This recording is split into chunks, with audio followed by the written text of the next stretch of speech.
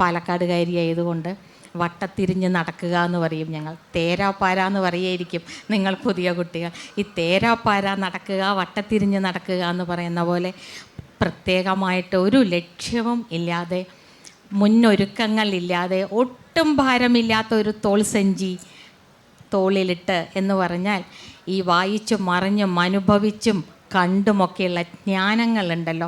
ഇപ്പോൾ പുതിയ ഭാഷ, ഇപ്പോൾ ഒരുപാട് ഗുരുക്കന്മാരും ഈ വായനകളും ഒക്കെ നടക്കുന്ന കാര്യമായതുകൊണ്ട് എല്ലാവരും ഉപയോഗിക്കുന്ന ഒരു വാക്ക് പറയാം, ആർജിത ജ്ഞാനം എന്ന് പറയും നമ്മളല്ലേ.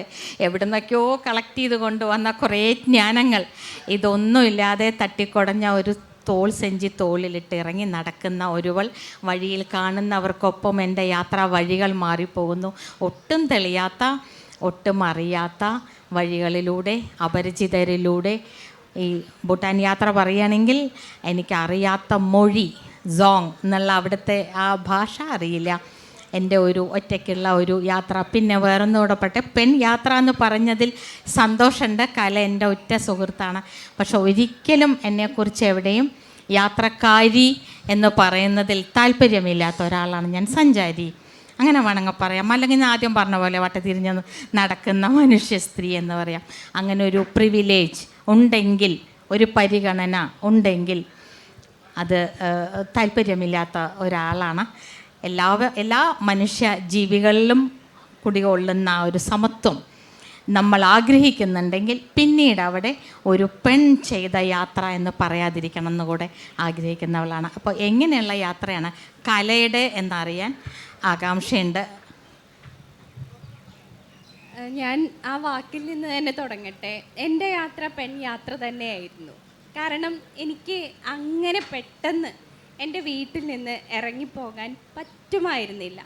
ഒരുപാട് വർഷങ്ങൾ യാത്ര ചെയ്യണമെന്ന് ആഗ്രഹിച്ച് ജീവിച്ചിട്ടുള്ള ഒരാളാണ്. ഒരിടത്തും പോയിട്ടില്ല. ശരിക്കും പറഞ്ഞാൽ സ്കൂളിൽ നിന്ന് നമ്മൾ ട്രിപ്പൊക്കെ പോകുമ്പോൾ വീട്ടിൽ ഞാൻ പറയാറില്ല. സ്കൂളിൽ നിന്ന് ട്രിപ്പ് പോകുന്നു എന്നുള്ള കാര്യം പോലും ഞാൻ വീട്ടിൽ പറയാറില്ല. കാരണം പോകാൻ അനുവദിക്കില്ല.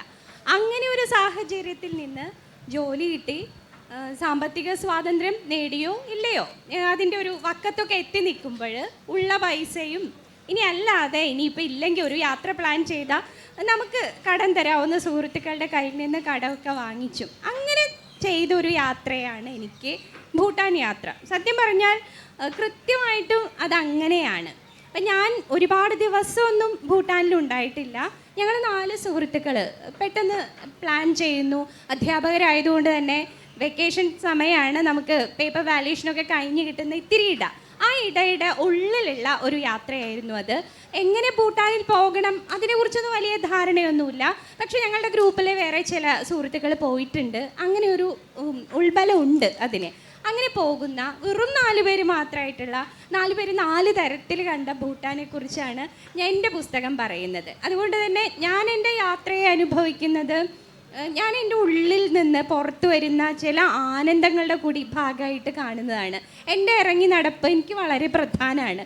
അങ്ങനെ തന്നെ ഞാൻ അതിനെ അടയാളപ്പെടുത്തുന്നുള്ളൂ എന്നുകൂടി പറയട്ടെ. കാരണം എനിക്ക് ഒരു ദിവസം എൻ്റെ വീട്ടിൽ നിന്ന് പുറത്തിറങ്ങണമെങ്കിൽ എൻ്റെ വീട് ഞാനില്ലെങ്കിലും സ്വസ്ഥമായിരിക്കണം, സുസജ്ജമായിരിക്കണം എന്നൊക്കെയുള്ള ഒരു പാരമ്പര്യ ധാരണയുടെ പുറത്ത് ആ ഒരു ജീവിതം നയിച്ചു കൊണ്ടിരിക്കുന്ന ഒരാളായതുകൊണ്ട് എനിക്കങ്ങനെ പെട്ടെന്ന് ഇറങ്ങിപ്പോവാനൊന്നും പറ്റില്ല. അപ്പോൾ അങ്ങനെ അവിടുത്തെ എല്ലാം അടുക്കി പെറുക്കി വെച്ച് ഒതുക്കി വെച്ച് തിരിച്ചു വരുമ്പോൾ അലങ്കോലമായി കിടക്കുന്നല്ലോ എൻ്റെ വീട്.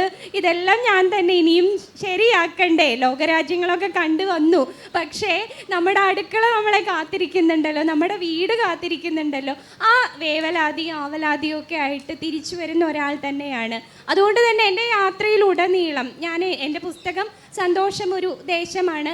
അതിലെ ഓരോ ചാപ്റ്ററിലും ഞാൻ കണ്ട ഭൂട്ടാൻ ഇടങ്ങളിലെല്ലാം തന്നെ ഞാൻ തിരയുന്നത് ചിലപ്പോൾ എൻ്റെ വീടിനെ കുറിച്ചാവാം, ചിലപ്പോൾ അവിടെ കണ്ട കുഞ്ഞു മക്കളിൽ ഞാൻ എൻ്റെ മക്കളെ കണ്ടിട്ടുണ്ടാവാം.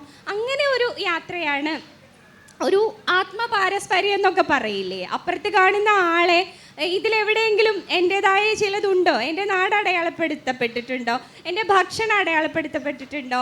എൻ്റെ എന്തെങ്കിലും ഉടയാടകളുടെ സവിശേഷതകൾ അവരിലുണ്ടോ? ഇതൊക്കെയുള്ള ഒരു അന്വേഷണമാണ് എനിക്ക് എൻ്റെ യാത്ര എന്ന് പറയുന്നത്. ഇനി അധികം യാത്ര ചെയ്യുമോ എന്നൊന്നും എനിക്കറിയില്ല. പക്ഷേ പോയത് ഞാൻ പകർത്തി വെച്ചു.